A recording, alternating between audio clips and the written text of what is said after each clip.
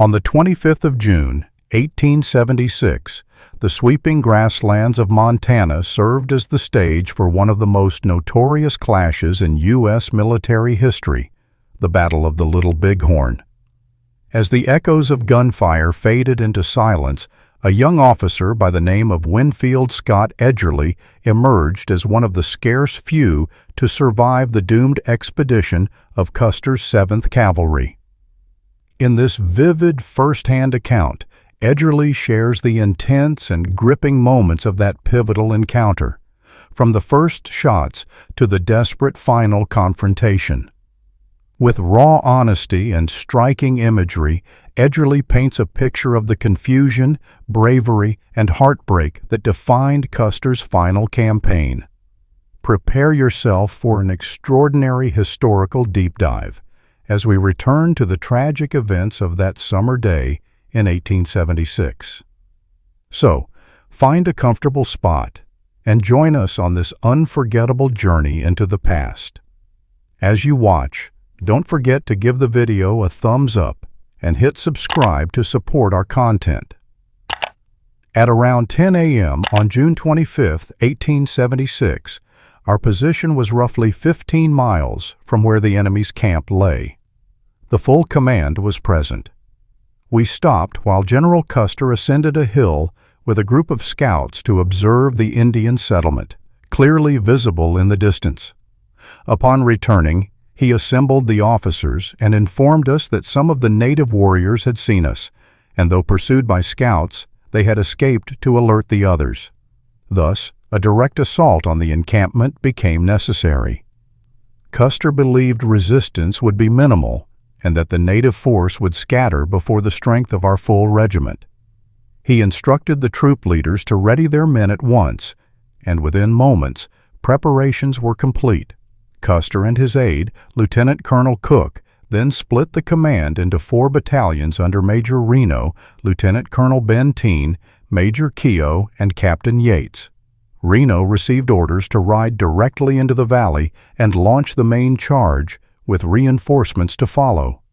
Benteen was assigned to veer leftward at a 45-degree angle to strike at any Indians along that path.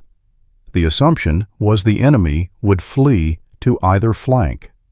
Captain McDougal was tasked with trailing behind as escort to the pack train. Custer himself departed with Keogh and Yates, leading 5 companies, roughly 250 to 300 troops, on a course that mirrored Reno's.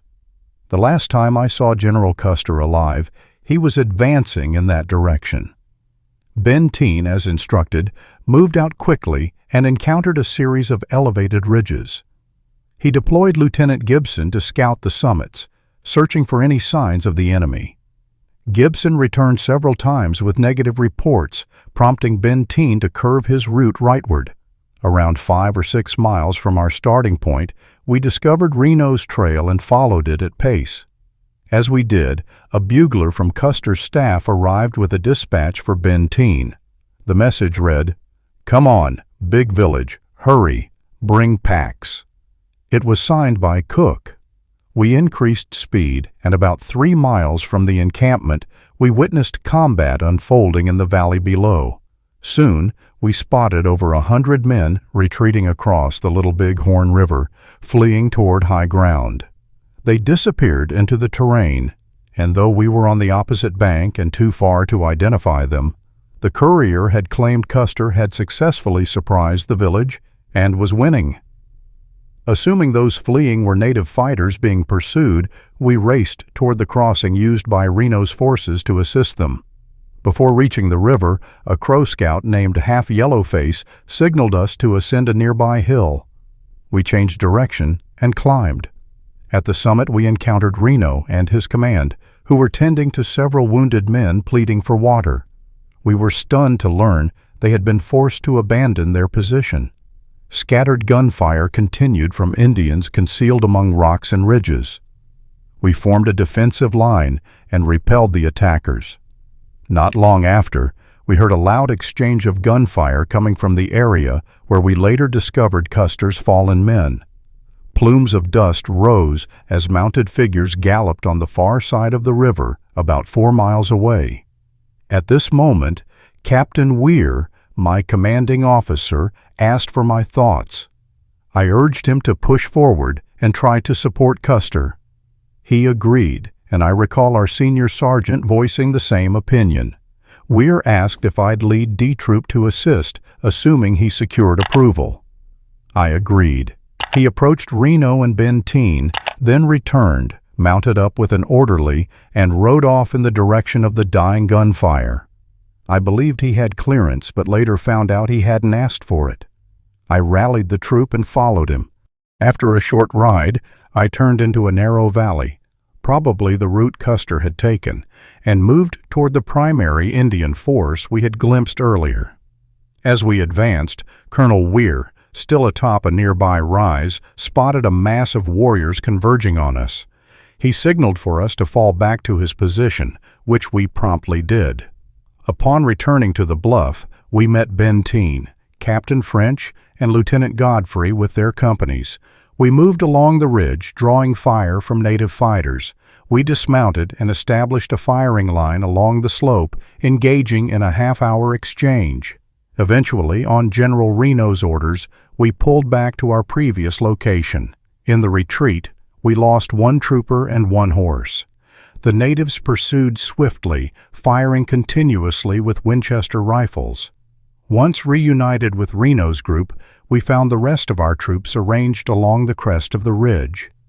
Weir and Godfrey's men joined our flank to reinforce the line. The next assault came quickly. The natives opened fire with intensity, though much of it flew overhead. The fighting lasted over an hour, concluding at dusk.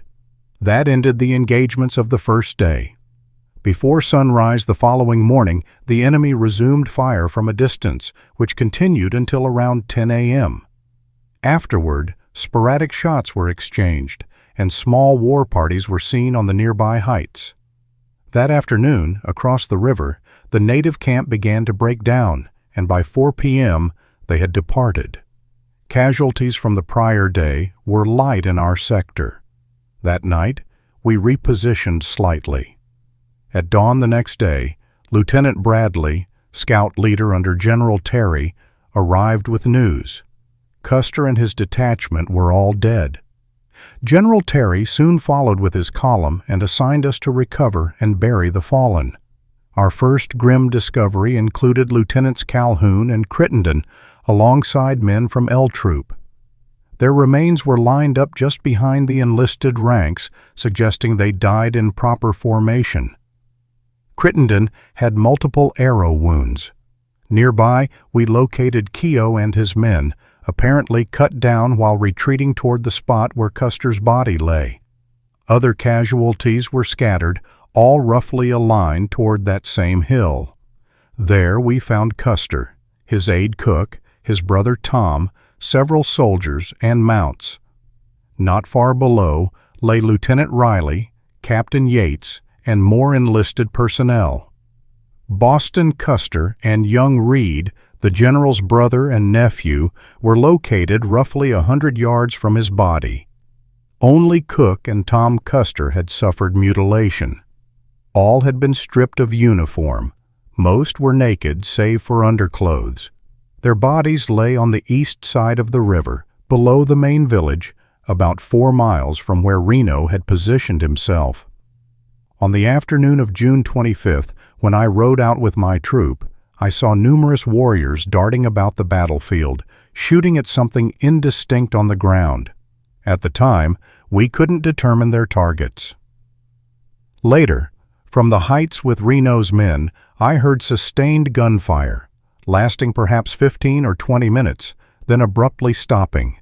After burying Custer's command, we crossed the river to attend to Reno's dead, about 40 in total.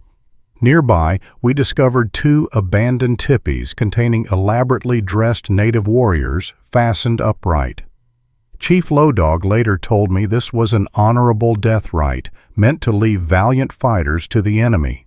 I had never witnessed this before and suspect the tipis were left behind in haste as Terry's force approached. Around the lodges, fallen ponies lay arranged in a circle, heads pointed inward. From what I observed, I estimated their fighting strength at around 7,000. Compared to Terry's 500-man force, they were overwhelming. The natives explained that Custer had ridden along the east bank of the river, only 15 to 20 yards wide there, while Reno attacked from the west. The steep riverbank made crossing difficult until about 3 miles beyond Reno's position. It was there Custer found a crossing point, likely attempted to ford the river, and was repelled, eventually falling back to where he died. Corpses lined the path from the ford to Custer's final stand. Curiously, he had shorn his trademark long hair before the battle. His body was unclothed, but unlike others, it was not defiled. Thank you for watching today's episode on Empire History Central.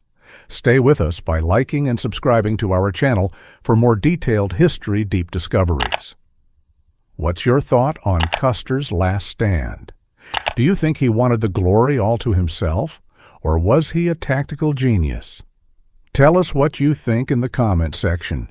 See you next time. Bye.